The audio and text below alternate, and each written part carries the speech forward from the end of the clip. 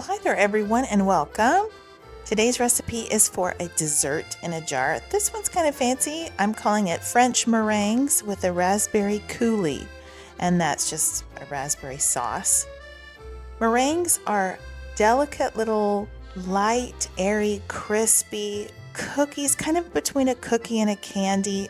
If you've never had them before, I hope you try this recipe. They are so delicious. They can be a little bit finicky, but I'm going to try and talk you through it to make it easy for you to try if you want to try it.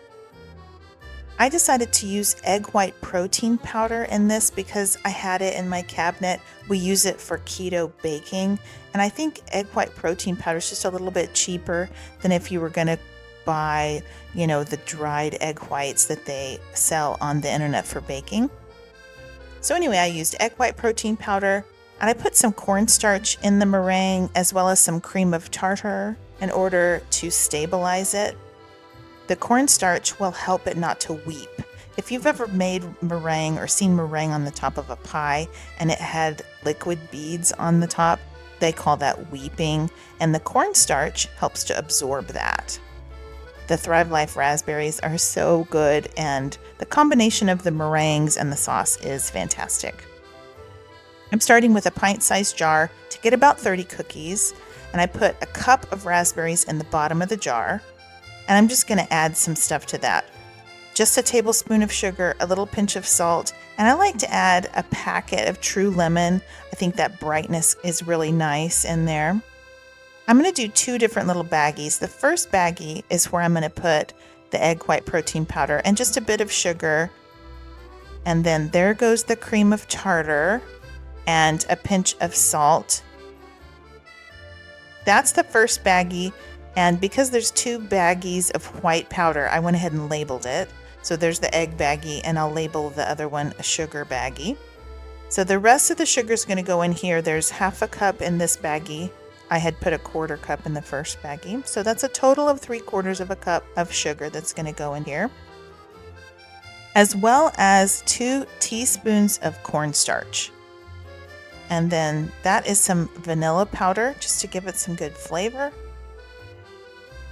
Yeah, so there's the second baggie, the sugar baggie. And both baggies just go into your jar.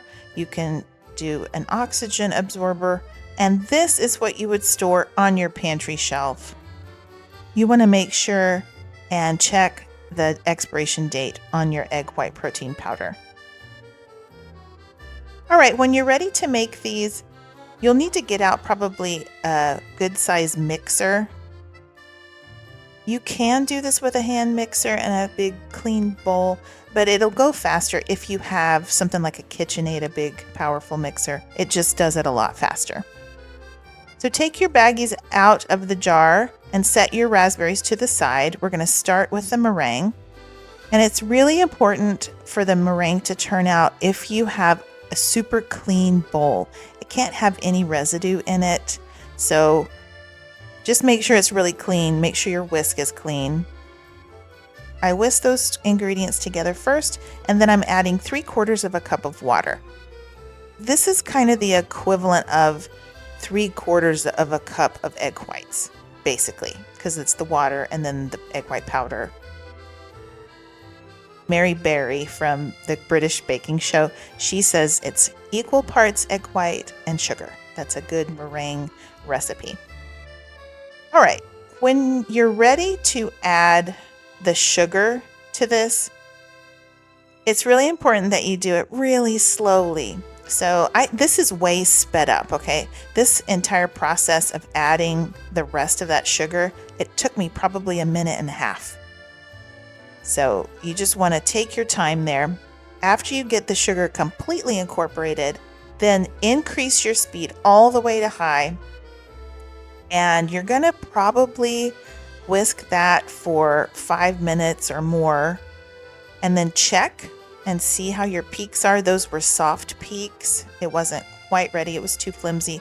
So I did another, 3 minutes or so on high.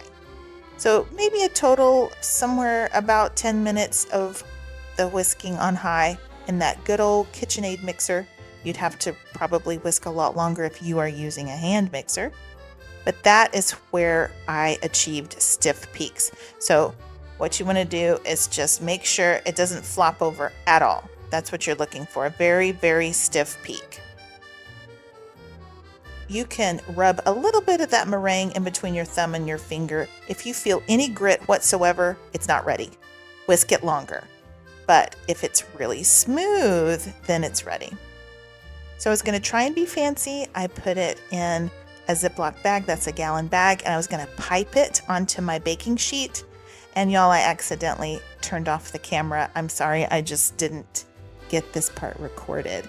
But all I did was I snipped off the side and I piped it onto a parchment-lined baking tray.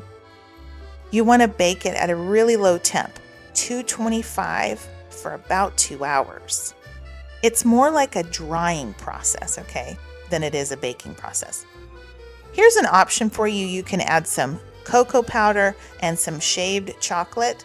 And once again, I accidentally turned off the camera instead of turning on the camera, so I didn't get to show you how I folded it in.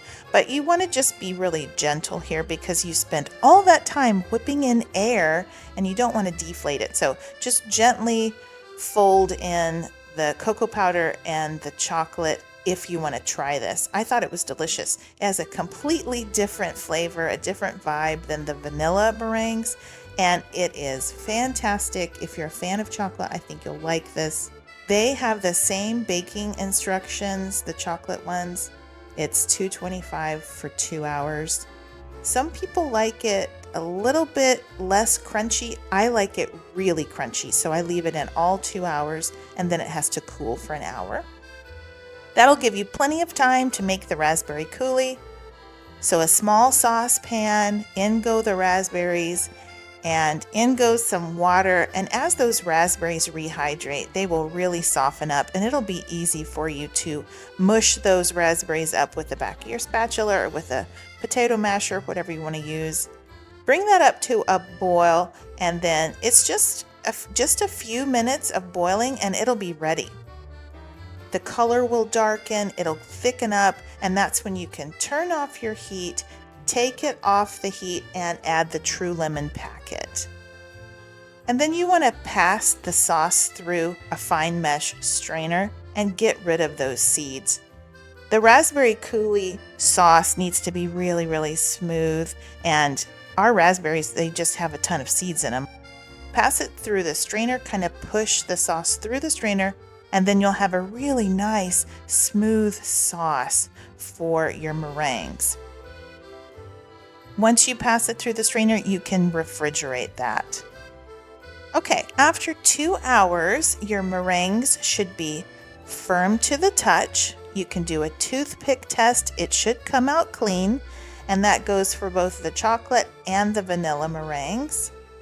The chocolate did bake up a little bit different. They flattened out a little bit on me. After cooling for an hour, you should be able to easily remove them off the parchment paper.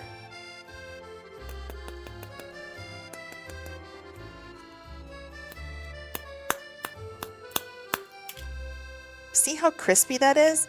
They are literally just as light as a feather, super crunchy, and the middles are like clouds. I think that's a perfect meringue. I like them really crunchy. You hear that? Super crispy, y'all. And it literally will melt in your mouth. You put that in there, it'll remind you of cotton candy, kind of. It's just such a wonderful little cookie. They're so fancy. You could make these for an afternoon tea. You could give them as gifts. And the raspberry coulis, you can pool it at the bottom. You could drizzle it over the top, or you could just dip them in the raspberry sauce. You're not going to go wrong. Whatever you decide to do, they're going to be good.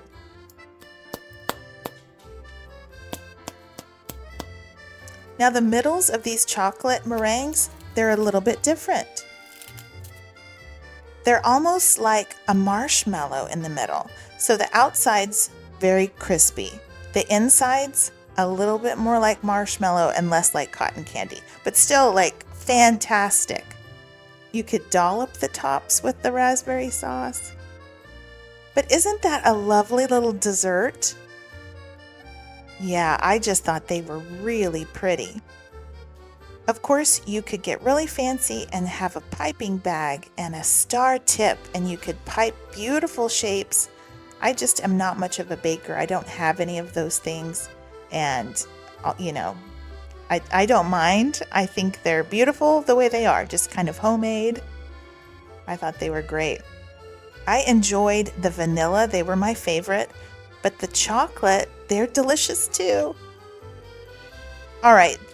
This recipe, I've done this recipe several times, and on this one, I actually swirled the raspberry sauce gently through the meringue before I baked it. And then I baked them for 2 hours, let them cool, and that raspberry sauce becomes like a really thick jam in there.